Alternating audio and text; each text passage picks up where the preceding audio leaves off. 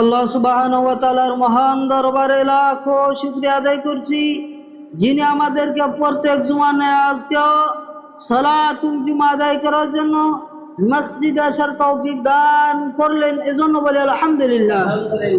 দরুদ ও সালাম বর্ষিত হোক মানবতার মুক্তির দূত মহান বিচারী বিশ্বনবী মুহাম্মদুর রাসূলুল্লাহ সাল্লাল্লাহু আলাইহি সাল্লামের উপর, যিনি আমাদেরকে আল্লাহর বিধিবিধান পুঙ্খানুপুঙ্খভাবে পৌঁছিয়ে দিয়েছেন সাল্লাল্লাহু আলাইহি ওয়াসাল্লাম।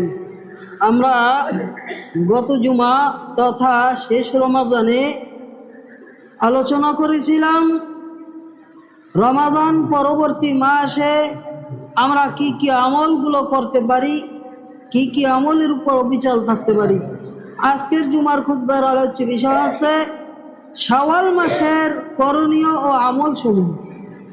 শাওয়াল মাসের যেই সকল করণীয় আমলগুলো রয়েছে এবং কিছু কিছু করণীয় রয়েছে যেগুলো অন্যান্য সকল মাসেও করতে হবে, এই বিষয়ে আলোচনা করা হবে ইনশাআল্লাহুল আজিজ। শাওয়ালের যে করণীয়গুলো রয়েছে তার মধ্যে 1 নম্বর করণীয় হচ্ছে শাওয়ালের 6 রোজা রাখা। রাসূল সাল্লাল্লাহু আলাইহি সাল্লাম এই শাওয়ালের 6 রোজা রাখার প্রতি গুরুত্ব দিয়ে বলেন, মা সামা রমাদান সুম্মা আতবাহু সিত্তাম মিন শাওয়াল কানা কাসিয়ামিদ দার। মা সামা রমাদান, যেই ব্যক্তি রমজান মাসে রোজা রাখলো, সুম্মা আতবাহু সিত্তাম মিন শাওয়াল, এবং শাওয়াল মাসে 6টি রোজা রাখলো, কানা কাসিয়ামিদ দার, সেই ব্যক্তি যেন 1 বছর পুরো বছরে রোজা রেখে ফেলল। সুবহানাল্লাহ। তাহলে যেই ব্যক্তি রমজান মাসে রোজা রাখে নাই সেই ব্যক্তি কি পুরো বছর রোজা রাখার সওয়াব পাবে? পাবে না। শর্ত হলো রমজান মাসের সব কয়টি রোজা রাখতে হবে, এরপরে শাওয়াল মাসের 6 রোজা রাখতে হবে। তাহলে রমজান মাসে রোজা না রেখে যদি কেউ ব্যক্তি শাওয়ালের 6টি রোজা রাখার চেষ্টা করেন তাহলে পুরো বছর রোজা রাখার সওয়াব পাবেন না। এজন্য আমাদেরকে উচিত, যারা রমাদানুল মুবারকে সম্পূর্ণ রোজা রেখেছেন তাদেরকে উচিত হবে শাওয়ালের 6টি রোজা রাখা। এই 6টি রোজা রাখতে পারলেই আল্লাহর পক্ষ থেকেই পুরো বছর রোজা রাখার সওয়াব পাওয়া যাবে। সুবহানাল্লাহ। উপর একটা হাদিসের বর্ণনা এসেছে, রাসূল সাল্লাল্লাহু আলাইহি ওয়াসাল্লাম বললেন, যেই ব্যক্তি এই শাওয়ালের 6টি রোজা রাখলো সেই ব্যক্তির যেন সদ্য ভূমিষ্ঠ সন্তানের যেইভাবে কোনো গুনাহ থাকে না সেইভাবে নিষ্পাপ শিশুর মতো গুনাহীন ব্যক্তির মতো হয়ে যায়। সুবহানাল্লাহ। তাহলে শাওয়ালের রোজা 6 রোজার গুরুত্ব আছে কি আছে না? এর 6 রোজার ফজিলত হচ্ছে কি, এটা হচ্ছে নফল রোজা। 6 রোজা কি নফল রোজা, এটা রাখলে সওয়াব পাবেন, কিন্তু না রাখলে কোনো গুনাহ হবে না। তবে শাওয়ালের 6 রোজা সম্পর্কে কিছু গুজব সমাজে প্রচলিত হয়েছে। 1 নম্বর গুজব হচ্ছে যে এই শাওয়ালের 6টি রোজা রাখতে হবে ভেঙ্গে ভেঙ্গে। এটা সম্পূর্ণ ভুল ধারণা। 1 নাগারেও যদি কেউ 6টি রোজা রাখেন কোনো অসুবিধা নাই, আর যদি প্রয়োজনে ভেঙ্গে ভেঙ্গে আলাদা আলাদা 2 দিন পর 1 দিন পর রাখেন কোনো অসুবিধা নাই, যেভাবে রাখেন কোনো অসুবিধা নেই। তবে এই ধারণা সম্পূর্ণ ভুল ধারণা, সম্পূর্ণ কুসংস্কার। এমনিভাবে কেউ ধারণা করে শাওয়ালের 6 রোজার আবার ঈদ করতে হবে। ঈদ ইসলামে 2 ঈদ। ঈদ ইসলামে কয় ঈদ? 2 ঈদ। রাসূল সাল্লাল্লাহু আলাইহি সাল্লামের যুগে বিধর্মীদের অনুষ্ঠান হতো, তখন রাসূল সাল্লাল্লাহু আলাইহি সাল্লামের সাহাবায়ে কেরাম আরজি করলেন। আরজি করার পরে রাসূল সাল্লাল্লাহু আলাইহি সাল্লাম বললেন যে ওই মুশরিকদের বিধর্মীদের যেই অনুষ্ঠান বছরে 2টি হয়, ওর পরিবর্তে আল্লাহ সুবহানাহু ওয়া তাআলা আমাদেরকে উত্তম 2টি খুশির দিন, ঈদের দিন নির্ধারিত করে দিয়েছেন। তা হলো একটা হচ্ছে ঈদুল ফিতর আর একটা হচ্ছে ঈদুল আযহা। তাহলে মুসলমানদের ঈদ কয়টি? বছরে 2টি পালনীয় ঈদ। আর সাপ্তাহিক ঈদ তো শুক্রবার নাকি? তাহলে 6 রোজার আবার নতুন করে ঈদ করার কোনো প্রয়োজন, এই ধারণা পোষণ করা উচিত না। এগুলো ইসলামের নতুন আবিষ্কৃত বিদাত, এগুলো আমাদের করা উচিত হবে না। তবে অনুষ্ঠান এই আপনার 6 রোজা শেষ হইলে তারপরে একদিনে সবাই একাত্র করে খাইলেন, অথবা আগে কিছু খাইলেন, একাত্র করে আত্মীয় স্বজনদেরকে দাওয়াত দিলেন, এটা ভিন্ন কথা। তবে ঈদ করার উদ্দেশ্য করে করা যাবে না, ঈদ বলা যাবে না, এটা থেকে সাবধান। এমনিভাবে আর একটা আমাদের করণীয় কাজ হচ্ছে ইবাদতের ধারাবাহিকতা রক্ষা করা। ইবাদতের ধারাবাহিকতা আমাদের কি করতে হবে? রক্ষা করতে হবে। রাসূল সাল্লাল্লাহু আলাইহি ওয়াসাল্লামের স্ত্রী আয়েশা সিদ্দিকা রাদিয়াল্লাহু তাআলা আনহা বলেন, সুইলান নবী সাল্লাল্লাহু আলাইহি ওয়াসাল্লাম আইয়ুল আমালি আহাব্বু ইলাল্লাহ।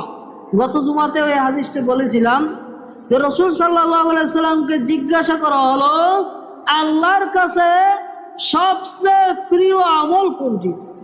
তখন রাসূল সাল্লাল্লাহু আলাইহি ওয়াসাল্লাম বললেন, আদওয়ামুহা ওয়া ইন কাল্লাহ।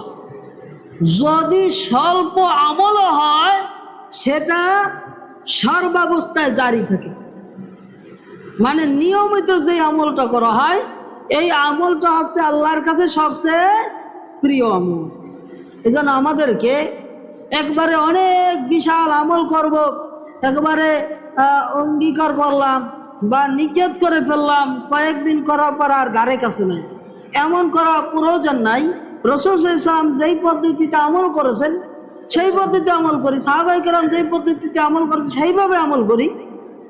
রাসূল সাল্লাল্লাহু আলাইহি ওয়াসাল্লামের যুগে 3 জন সাহাবী সম্পর্কে বললেন, এই হাদিসটাও ইতিপূর্বে বলেছিলাম, একজনে ঘুমাবে না, একজনে বিয়ে করবে না, আর একজনে কখনো রোজা ছাড়বে না।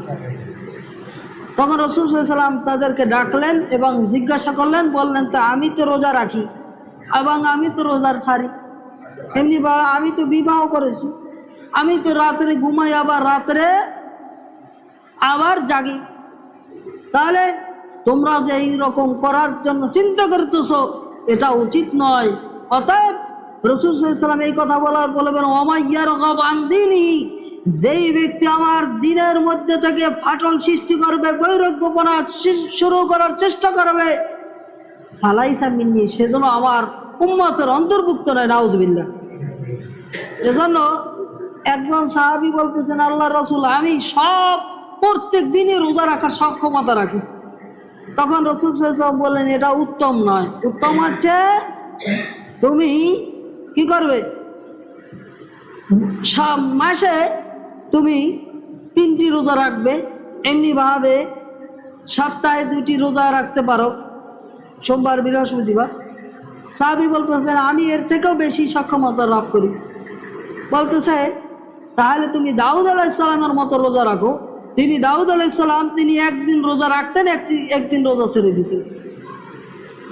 এজন্য যদি কেউ বেশি আমল করার নিয়ত করি তাহলে আমল করতে পারি, ওই 2 দিন 5 দিন 10 দিন করার পরে ছেড়ে দেবো এরকম না, সেইভাবে করার চেষ্টা করতে হবে আমাদেরকে। রমাদানুল মুবারকে আমরা যেইভাবে ধারাবাহিকতা রক্ষা করেছি ইবাদত করার প্রতি, সেইভাবে এই রমজান মাস থেকে শিক্ষা নিয়ে প্রাকৃতিকভাবে আমলের থেকে আমাদের সুফল পাওয়ার জন্য অন্যান্য মাসগুলোতে বেশি বেশি, এই শাওয়াল মাসেও বেশি বেশি ইবাদত আমল করার জন্য চেষ্টা করতে হবে। কি চেষ্টা করলে সম্ভব কি না?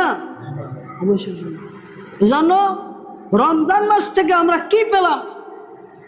রমজান মাস থেকে আল্লাহর পক্ষ থেকে মর্যাদা, আল্লাহর পক্ষ থেকে কি কোনো কিছু পাইছি কিনা, আল্লাহর নৈকট্য অর্জন করতে পেরেছি কিনা, এটা প্রমাণ হবে এখন থেকে, এই শাওয়াল মাস থেকে প্রমাণ হবে।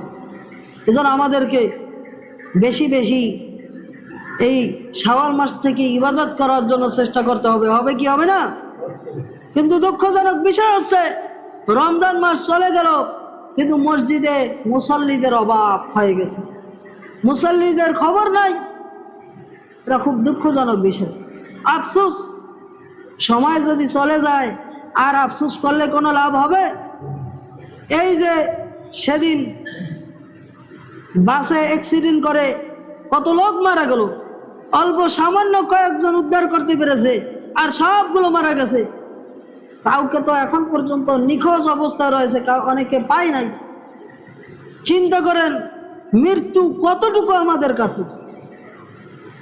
এই জন্য একটা শ্বাস আপনার আমার শরীরের মধ্যে ঢুকাচ্ছি, আবার বের করে আবার ঢুকাতে পারবো, এই গ্যারান্টি আপনি আমি কেউ দিতে পারি? যদি গ্যারান্টি নাই দিতে পারি, তাহলে আমাদেরকে এখন থেকেই সংশোধন হয়ে যাওয়া দরকার। কি চেষ্টা করলে সম্ভব না? অবশ্যই সম্ভব। এমনি ভাবে এই মাসে আর একটা করণীয় কাজ হচ্ছে অশুভ লক্ষণ বা কুসংস্কার দূর করা। জাহিলিক যুগে এই শাওয়াল মাসটাকে তারা অশুভ মাস হিসেবে ধারণা করত। এজন্য রাসূল সাল্লাল্লাহু আলাইহি সাল্লামের সুন্নাহ পদ্ধতি কি ছিল, যে তিনি কখনো অশুভ কুলক্ষণ এটা বিশ্বাস করতেন না। তিনি বলতেন লা আদওয়া ওয়ালাতিয়ারা, ইসলামে কোনো অশুভ লক্ষণ নাই, কুসংস্কার ইসলামের মধ্যে নেই। আজকের সমাজের মধ্যে কুসংস্কার অভাব নাই, ঠিক কি না?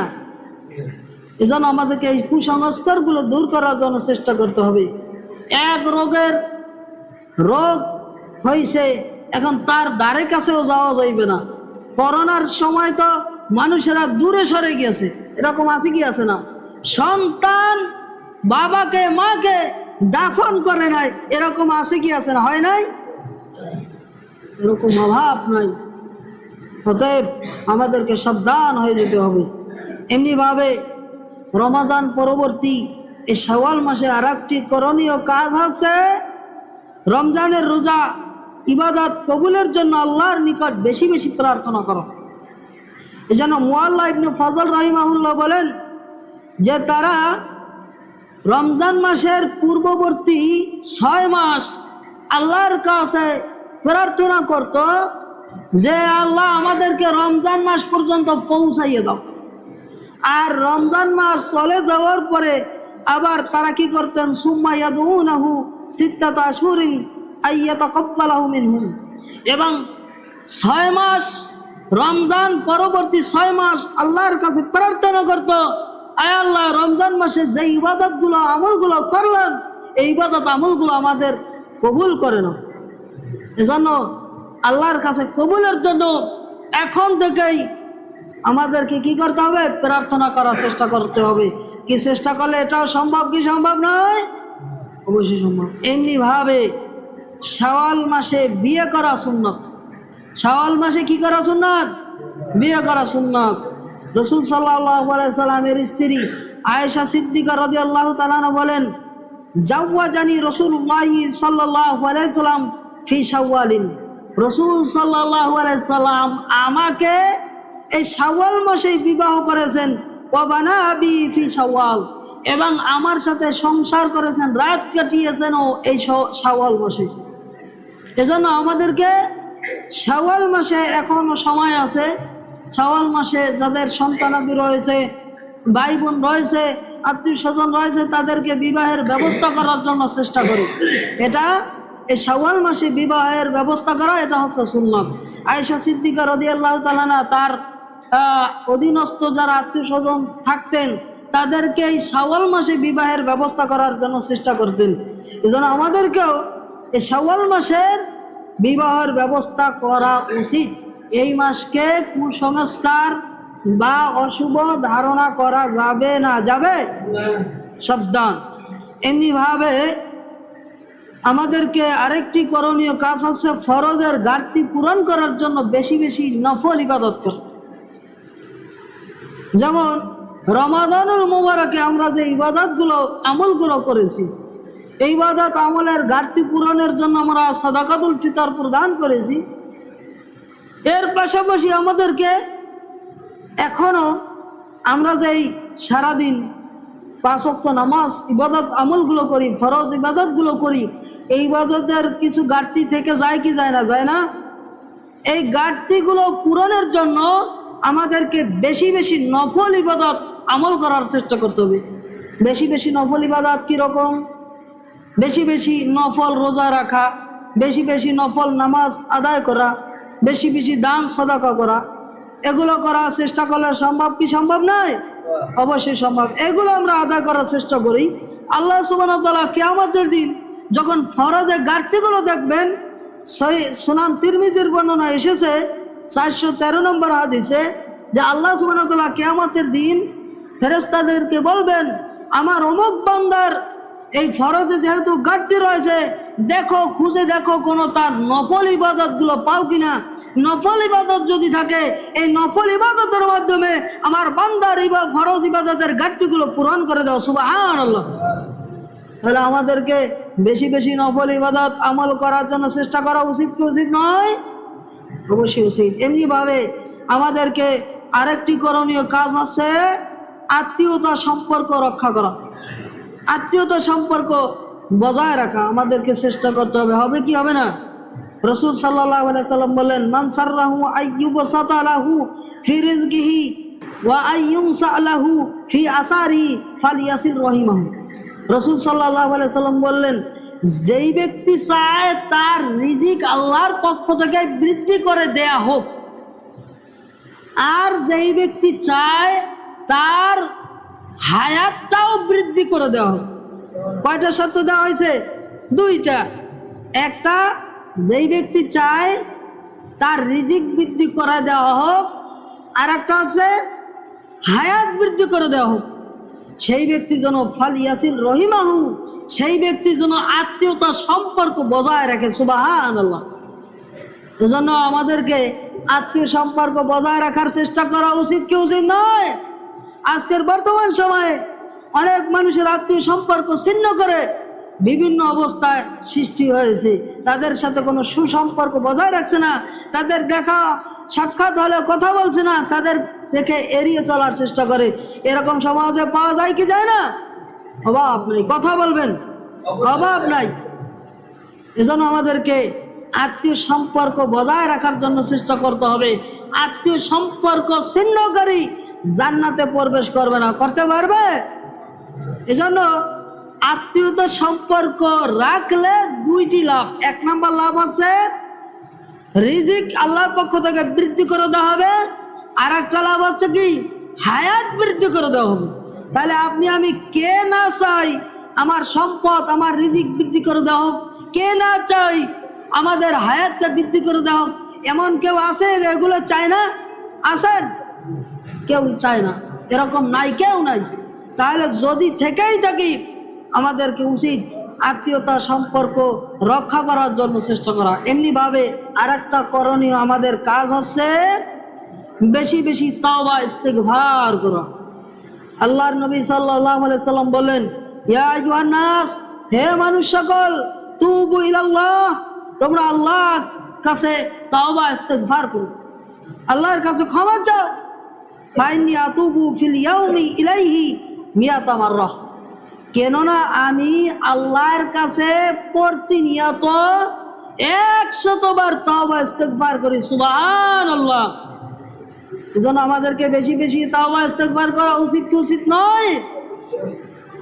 তাওবা ইস্তিগফার করলে বিপদ আপদ বালা মুসিবত বিভিন্ন চিন্তা এগুলো দূর করে দিবেন কে? আল্লাহ। যেন বেশি বেশি তাওবা ইস্তিগফার করা উচিত। কমপক্ষে আমাদেরকে 70 বার ইস্তিগফার করা উচিত। ইস্তিগফার কিভাবে করব? আল্লাহর কাছে ক্ষমা চাওয়া। ইস্তিগফার বলতে কি আল্লাহর কাছে ক্ষমা চাওয়া। আমরা এই জন্য বিভিন্ন বাক্য ব্যবহার করতে পারি, যেমন আস্তাগফিরুল্লাহ, আস্তাগফিরুল্লাহ, এইভাবে 70 বার বলতে পারি, চাইলে 100 বারও বলতে পারি। এইভাবে ইস্তিগফার করার চেষ্টা করতে পারি। আস্তাগফিরুল্লাহ আল্লাযী লা ইলাহা ইল্লা হুয়াল হাইয়ুল কাইয়্যুম ওয়া আতুবু ইলাইহি, এইভাবে ইস্তিগফার করতে পারি। অথবা সাইয়্যিদুল ইস্তিগফার আছে, আল্লাহুম্মা আনতা রাব্বী লা ইলাহা ইল্লা আনতা খালাকতানি ওয়া আনা আবদুক। এই দোয়াটা এটা আরো বড় আছে। এই দোয়াটা আমরা পরে সাইয়্যিদুল ইস্তিগফার করতে পারি, এটা আমরা করতে পারি। এইভাবে বেশি বেশি ইস্তিগফার করার জন্য চেষ্টা করি। কি চেষ্টা করলে এগুলো সম্ভব কি সম্ভব নয়? সম্ভব। এমনিভাবে আমাদেরকে রমাদান মাস ছিল তাকওয়া অর্জনের মাস। এই রমাদানুল মুবারকের পরবর্তীতেও আমাদেরকে তাকওয়া ধরে রাখার জন্য চেষ্টা করা, এটা আমাদেরকে উচিত হবে।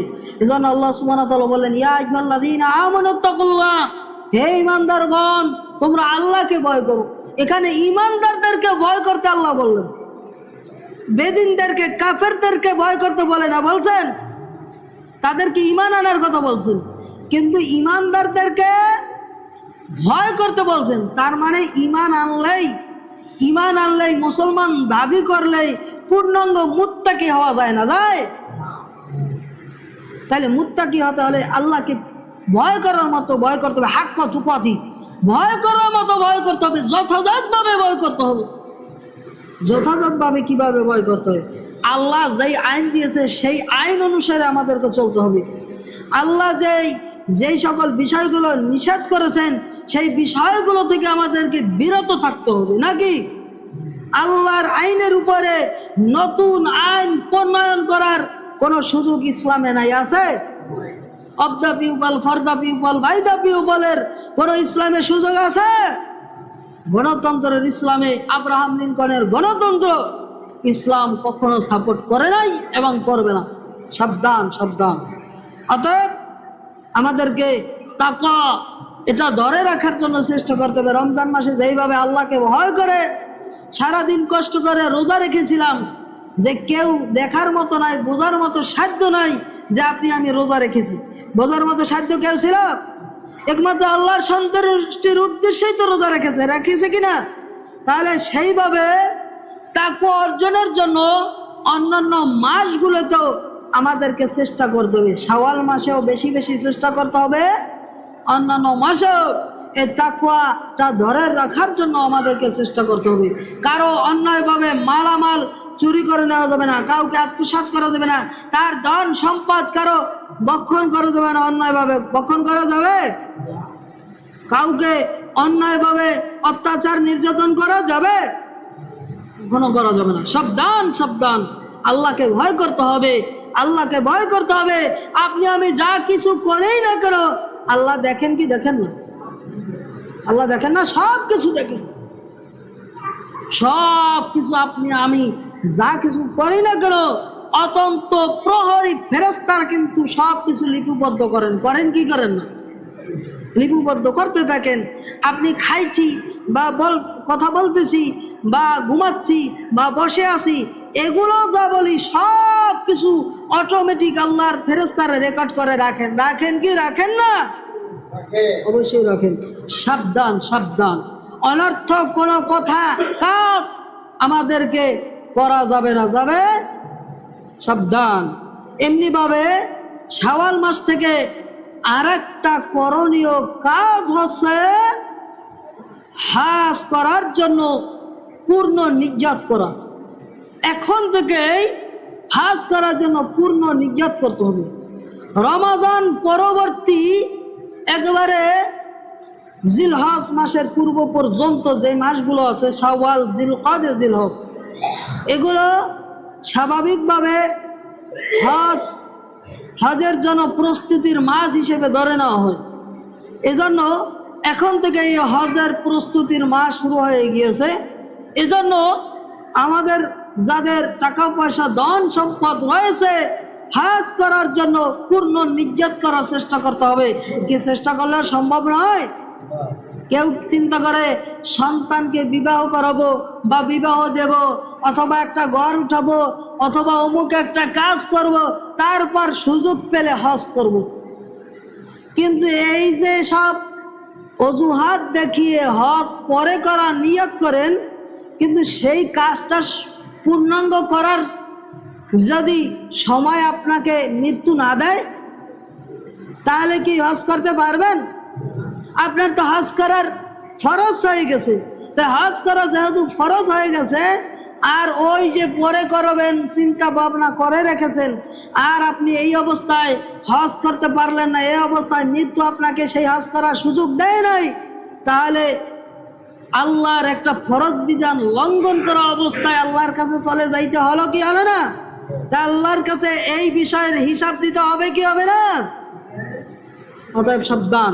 যাদের হজ ফরজ হয়েছে দ্রুত বেগে হজ করার জন্য নিয়ত করেন।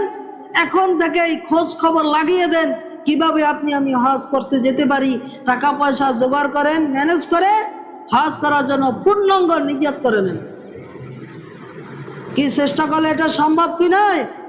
রাসূল সাল্লাল্লাহু আলাইহি সাল্লাম খুব গুরুত্বের সাথে বললেন যে হজ করার প্রতি। সাহাবায়ে কেরামও খুব গুরুত্ব দিলেন, যে রাসূল সাল্লাল্লাহু আলাইহি সাল্লাম গুরুত্ব দিলেন যে তোমরা তাড়াতাড়ি হজ করে নাও, কারণ মৃত্যু তার জন্য যদি সময় না দেয়। ওমর রাদিয়াল্লাহু তাআলা আনহু তো খুব কঠোর ভাষায় বললেন, যেই ব্যক্তি হজের সময় গেল, হজ ফরজ হলো কিন্তু হজ করলো না, সেই ব্যক্তি ইহুদি হয়ে মারা যাক, খ্রিস্টান হয়ে মারা যাক, বিধর্মী হয়ে যায় মারা যাক, তাতে কোনো আসে যায় না। নাউজুবিল্লাহ। এজন্য আমাদেরকে উচিত যাদের টাকা পয়সা হয়েছে হজ করার জন্য পূর্ণ নিয়ত করা। কি চেষ্টা করলে এটা সম্ভব হবে কি হবে না? আল্লাহ সুবহানাহু ওয়া তাআলা আমাদেরকে এই শাওয়াল মাসের করণীয় আমলগুলো আমল করে সঠিকভাবে আমল করবার তৌফিক দান করুন, আমিন। আল্লাহ সুবহানাহু ওয়া তাআলার নৈকট্য আমাদেরকে অর্জন করার তৌফিক দান করুন, আমিন। ওয়া আখির দাওয়ানা আলহামদুলিল্লাহি রাব্বিল আলামিন। আকুলু কওলি হাযা আস্তাগফিরুল্লাহ লি ওয়া লাকুম ওয়া লিসাইরিল মুসলিমিন মিন কুল্লি জামবি ওয়া আতুবু ইলাইক। সুবহানাকাল্লাহুম্মা ওয়া বিহামদিকা আশহাদু আল্লা ইলাহা ইল্লা আনতা আস্তাগফিরুকা ওয়া আতুবু ইলাইক।